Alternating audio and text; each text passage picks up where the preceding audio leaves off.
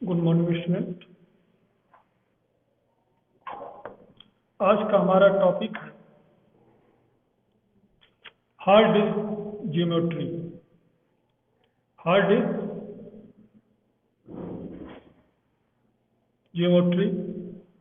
Geometry देखिए, hard drive में data platter की सतह पर मैग्नेटिक इंफॉर्मेशन के रूप में होता है। क्लियर है? राइट की जाने वाली इंफॉर्मेशन प्लेटर की किसी भी साइड, ट्रैक व सेक्टर पर राइट होती है।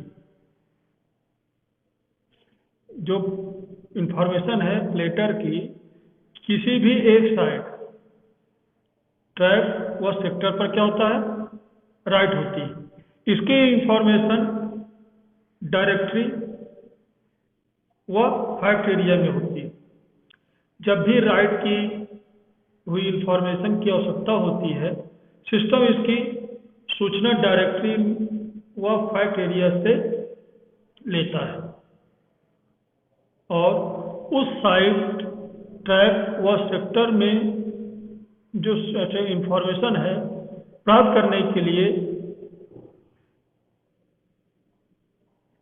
राइट डेटा को क्या करता है? रीड करता है। पता है, साइड, ट्रैक व सेक्टर हार्ड डिस्क में महत्वपूर्ण भाग होता है। क्लियर है? मीन जो हमारा जो प्लेटर्स है, जिसमें मैंने आपको प्लेटर्स दिखाया, ये प्लेटर्स दिखाया आपको, ये आपके प्लेटर्स हैं। इसमें एक साइड में जो है आपके ये ट्रैक बना होगा, ऐसे आपके सेक्टर होंगे। इसमें इंफॉर्मेशन क्या होती है? राइट होती है, स्टोर होती है। ठीक है। अब साइड या हेड, सबसे पहले हम हेड तो समझते हैं। ये क्या होगा? हार्ड डिस्क में प्रयोग किए जाने वाले प्लेटर्स के दोनों सतह पर रीड व राइट किया जाता है। जो आपकी ये प्लेटर्स हैं, इसके दोनों सतह में आगे और पीछे क्या होता है? डेटा को रीड और राइट कर सकते हैं। प्रत्येक साइड के लिए एक अलग अलग रीड राइट हेड होता है। प्रत्येक सतह के लिए अलग अलग रीड राइट हेड होता है। यह हार्ड डिस्क ड्राइव में 2 प्लेटर्स का प्रयोग किया गया है। इसके लिए 4 रीड राइट हेड का प्रयोग किया जाता है। मान लीजिए किसी हार्ड डिस्क में 2 प्लेटर्स का प्रयोग किया गया है। अभी इसमें मान लीजिए 3 प्लेटर्स है, तो इसमें कितने रीड राइट हेड लगेंगे? 6 लगेंगे। यदि 2 प्लेट होती तो 4 लगते, 1 प्लेट होती तो 2 रीड राइट हेड आपका प्रयोग किया जाता। क्यों? क्योंकि इसके दोनों सतह पर रीड राइट करना है। प्रत्येक हेड एक हेड एरिया से क्या होता है? जुड़ा होता है। जो हेड है, एक हेड एरिया है, उससे क्या होगा? ये जुड़ा होगा। क्लियर है? ट्रैक। अब ट्रैक क्या है? हार्ड डिस्क ड्राइव प्लेटर्स को प्रत्येक सतह पर फॉर्मेटिंग के दौरान कॉन्सेंट्रिक सर्कल में मैग्नेटिक पार्टिकल व्यवस्थित हो जाते हैं। इन्हीं कॉन्सेंट्रिक जो सर्कल को क्या कहा जाता है? ट्रैक कहा जाता है। ये आपका ये ट्रैक कहलाएगी जब ये उसमें हो जाएंगे। ट्रैक की संख्या हार्ड डिस्क की कैपेसिटी पर क्या करती है? निर्भर करती है। बाहरी ट्रैक 0 तथा इसके बाद वाला ट्रैक 1, सबसे अंदर का ट्रैक N कहलाता है। जो सबसे बाहरी ट्रैक होगा वो 0 कहलाएगा, उसके बाद वाला 1, उसके बाद 2, इस तरह करते करते ट्रैक N का जो सबसे लास्ट में होगा वो आपका क्या कहलाएगा? ट्रैक N कहलाता है। माना एक हार्ड डिस्क ड्राइव के प्लेटर्स की साइड पर कितने हैं? 1000 ट्रैक बने हुए। मान लीजिए प्लेटर्स है, इसमें कितने ट्रैक बने हुए हैं? 1000 बने हुए हैं। तो सबसे बाहरी ट्रैक 0 कहलाएगी, वो सबसे अंदर की ट्रैक क्या कहलाएगी? 999 होगा।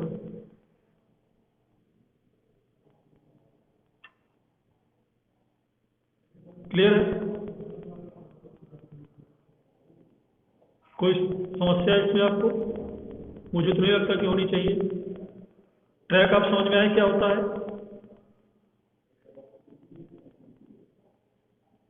चलिए आगे बढ़ते हैं। अब हम लोग समझते हैं जो हार्ड डिस्क ड्राइव है कंप्यूटर में स्टोरेज डिवाइस के रूप में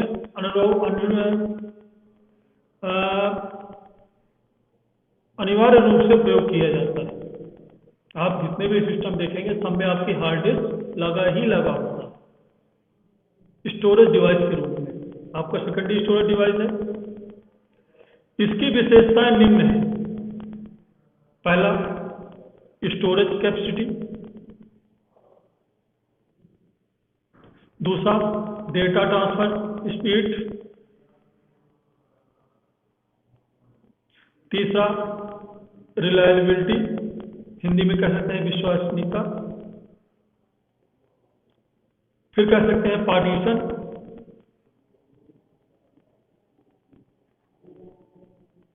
इसे क्या क्या कहते हैं? पार्टीशन। फिर हो सकता है आपकी विशेषताओं में multi booting.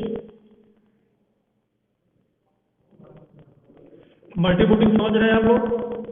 Hard disk drive में अधिक स्टोरेज कैपेसिटी और पार्टीशन बनाने की सुविधा होने के कारण हम लोग यूजर अपनी इच्छा अनुसार आवश्यकता अनुसार एक से अधिक ऑपरेटिंग सिस्टम को क्या कर सकते हैं? स्टोर कर सकते हैं। क्यों?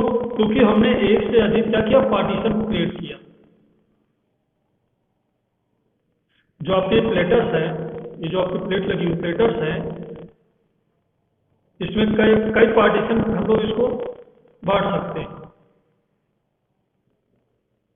प्लेटर्स को जितने पार्टीशन में हम बांटेंगे, प्रत्येक पार्टीशन का अलग अलग ड्राइव कोलन होता है। प्रत्येक पार्टीशन एक अलग ड्राइव की तरह ही काम करती है। जैसे हमने इसके मान लीजिए 2 पार्टीशन किए, तो इसमें कितना ड्राइव कहलाएगा? 2 हार्ड ड्राइव की तरह वर्क करेगा। एक पार्टीशन आपका अलग हो गया, एक पार्टीशन आपका अलग हो गया।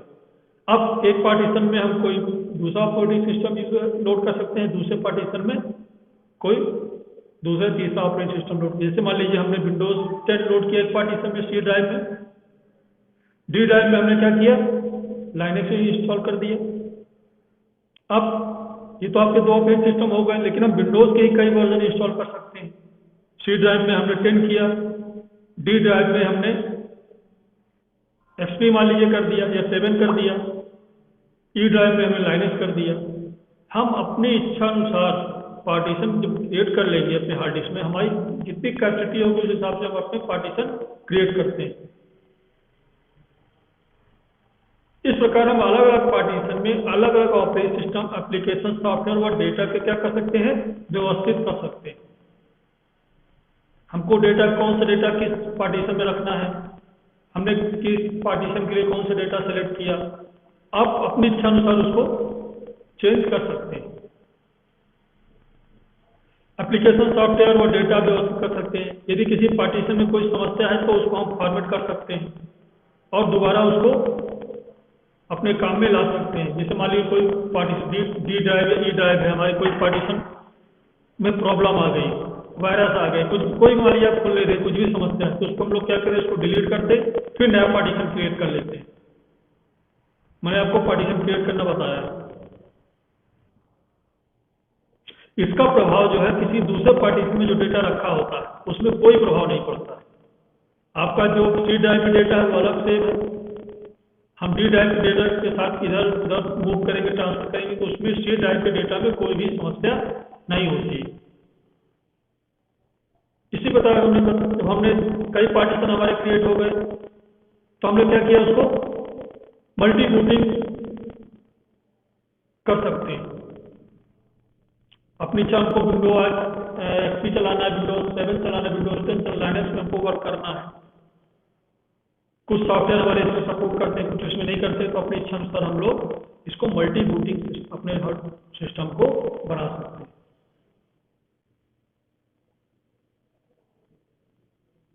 क्लियर है? फिर नेक्स्ट आपकी जो हमने बताया, जो आपको बताया था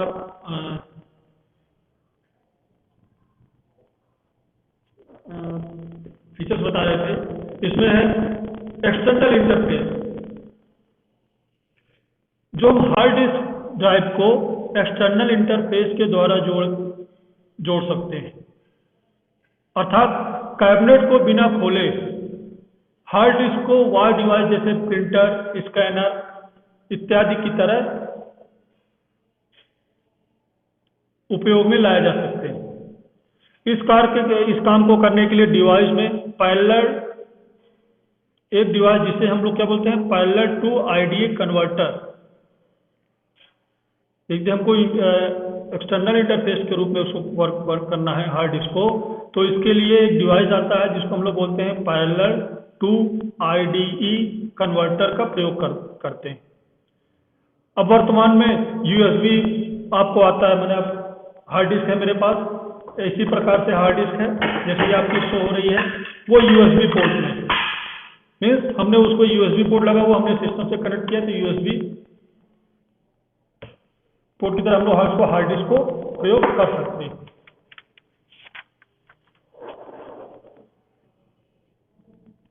क्लियर है?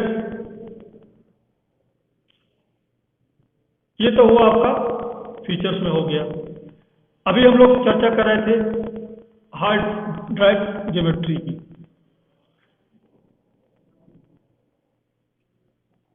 इसमें क्या होता है, आपको प्लेटर्स और मीडिया बता दिया, एयर फ्लो, हेड फ्लाइट आपको बताया, मैंने पिछली क्लास में बताया है।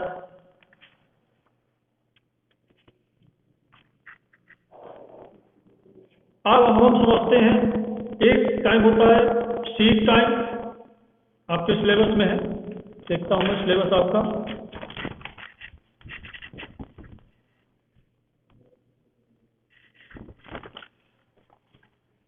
लेटेंसी और सीक, पहले इसकी चर्चा कर लेते हैं। लेटेंसी टाइम क्या होता है, सीक टाइम क्या है? देखिए, वह समय अवधि जिसमें उचित सेक्टर, जिसमें डेटा ये हमारा स्टोर है, रीड राइट हेड तक पहुंचता है, वह समय अवधि, वह टाइम जिसमें उचित सेक्टर, जिसमें डेटा हमारा स्थिर है, रीड राइट हेड पर पहुंचता है, रोटेशनल लेटेंसी कहलाता है। क्या कहलाता है? रोटेशनल लेटेंसी कहलाता है। आधुनिक जो आपकी जो आप आ रही है हार्ड डिस्क में, औसतन लेटेंसी जो है 4.2 से लेकर 6.7 माइक्रो सेकंड होती है।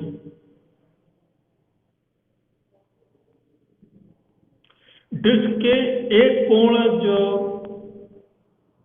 गोल भ्रमण है, मतलब टाइम है, आधा जो औसतन लेटेंसी होती है। हार्ड डिस्क का औसतन एक्सेस टाइम 12 से 19 माइक्रो सेकंड होता है। मतलब access time equal to seek time plus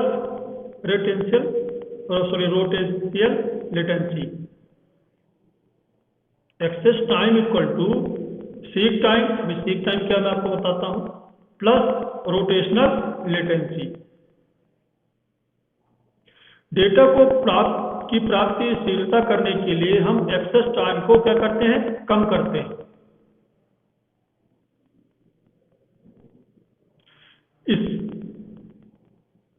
इसे कम करने के लिए सीक टाइम को कम करना पड़ता है।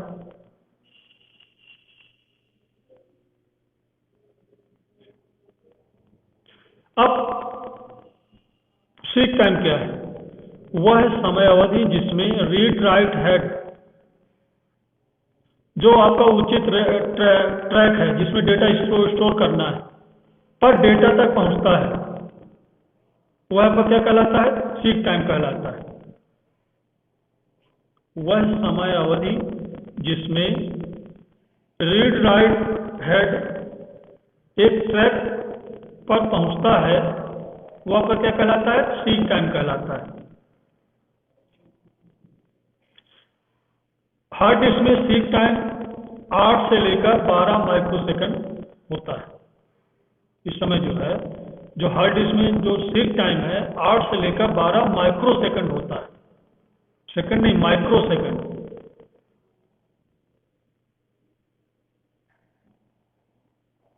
अब disk access time,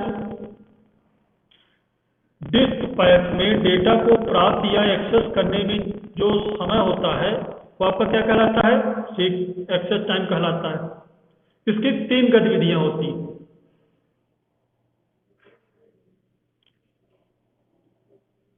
disk pack में डेटा की प्राप्ति व या एक्सेस के समय 3 आपकी क्या होती हैं?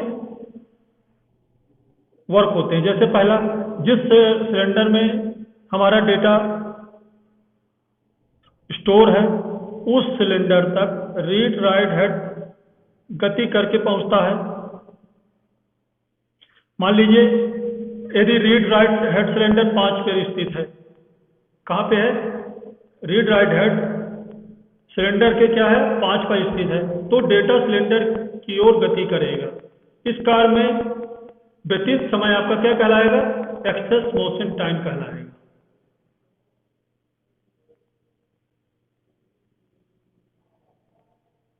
उचित सिलेंडर पर हेड्स के पहुंचने पर यह कार्य पूर्ण ट्रैक और सेक्टर रूप से व्यवस्थित नहीं हो पाता, क्योंकि हार्ड डिस्क में गति की जो तीव्र गति से गतिमान रहता है। क्योंकि हार्ड डिस्क क्या होता है? तीव्र गति से तेज गति से घूमता रहता है। सिलेंडर पर एकदम सही स्थिति में हेड व व्यवस्थित करने के लिए कुछ समय और लगता है। इसको हम लोग क्या बोलते हैं? रोटेशनल डिले के टाइम कहते हैं। जैसे सिलेंडर आपका घूम रहा है तो तुरंत ही वो आपका हेड वहां पे नहीं पहुंच जाएगा। उसमें पहुंचने में क्या लगेगा? व्यवस्थित होने में उसमें समय लगता है। उसको हम लोग क्या बोलते हैं? रोटेशनल डिले बोलते हैं।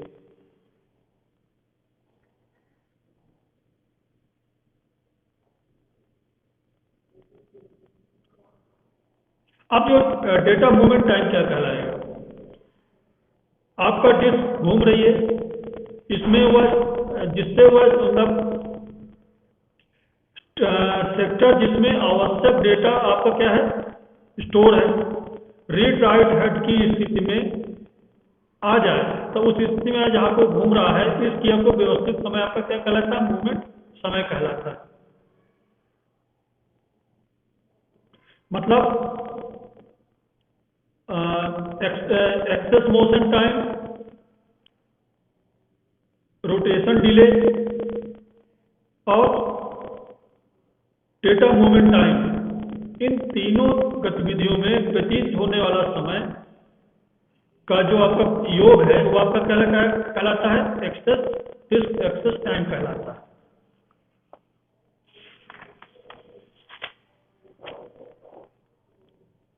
नहीं समझ में आया?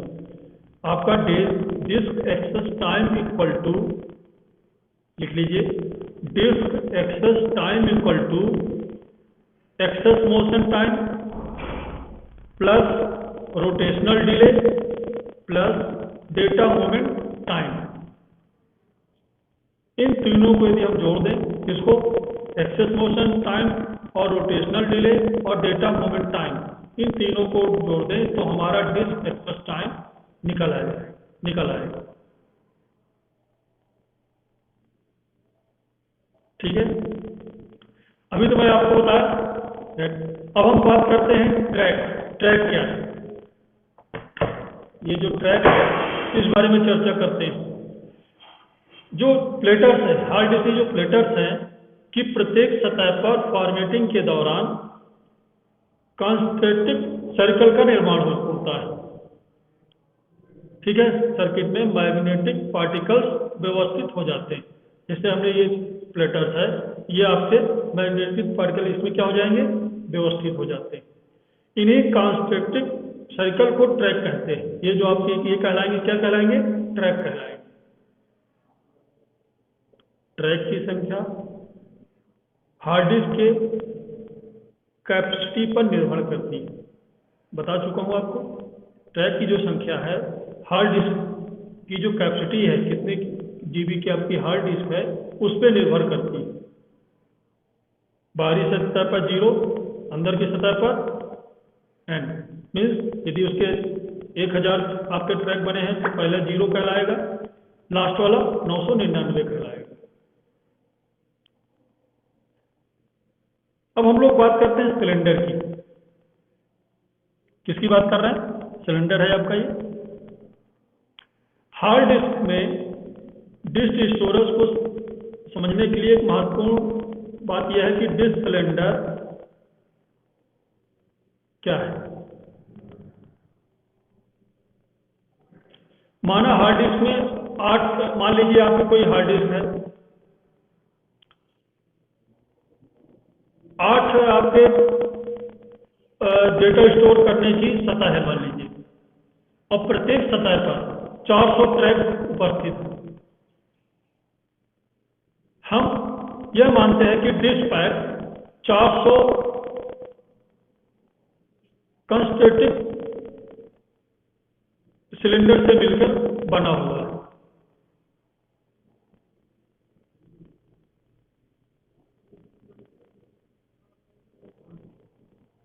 प्रत्येक सिलेंडर में कितने होंगे? 8 ट्रैक हैं। सभी सतहों पर रीड राइट एक बार में एक सिलेंडर पर स्थित रहते हैं, जबकि एक ट्रैक में डेटा पढ़ाया लिखा जाता है।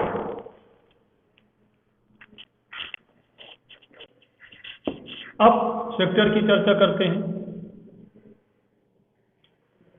ट्रैक एक बड़ा एरिया हो गया जिसमें बहुत अधिक डेटा हमारा स्टोर होता है। यदि हम कम से कम भी डेटा स्टोर करेंगे तो एक पूरा ट्रैक काम में आ जाएगा। अर्थात उस ट्रैक की शेष जो कैपेसिटी है, जैसे हमारे ये ट्रैक बना हुआ है, हमने छोटा सा डेटा स्टोर किया तो डेटा तो स्टोर हो गया, लेकिन और जो इसकी कैपेसिटी है वो आपकी क्या होगी? बेकार होगी।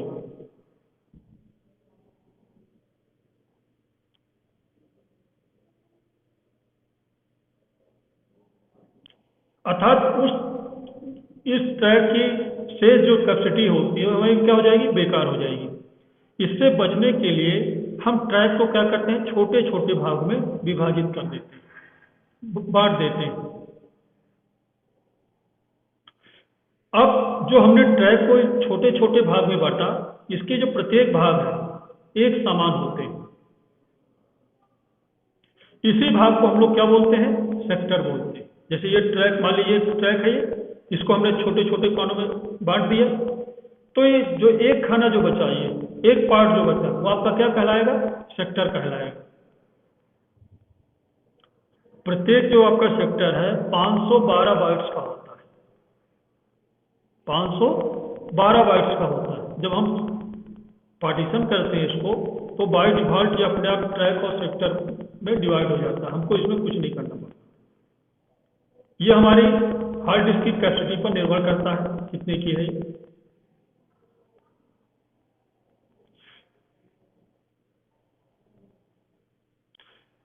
जो वर्तमान समय में जो सभी ID type hard disk drive में ट्रैक की संख्या प्रति ट्रैक 63 सेक्टर होते हैं। पुराने तरह के हार्ड डिस्क में एक ट्रैक को 17 सेक्टर में विभाजित किया जाता था। अब ट्रैक देखिए, ट्रैक की जो शुरुआत किससे होती थी? 0 से होती थी, लेकिन जो सेक्टर की आपकी शुरुआत होगी 1 से होगी। मान लीजिए 8 साइड है। कितनी साइड है? 8 साइड है, और 1024 सिलेंडर हुए, और 63 सेक्टर को हम लोग निम्न प्रकार लिखेंगे। Side equal to 0 to 7। Cylinder क्या लिखेंगे? 0 to 1023। सेक्टर कितना लिखेंगे? 1 to 63 सेक्टर।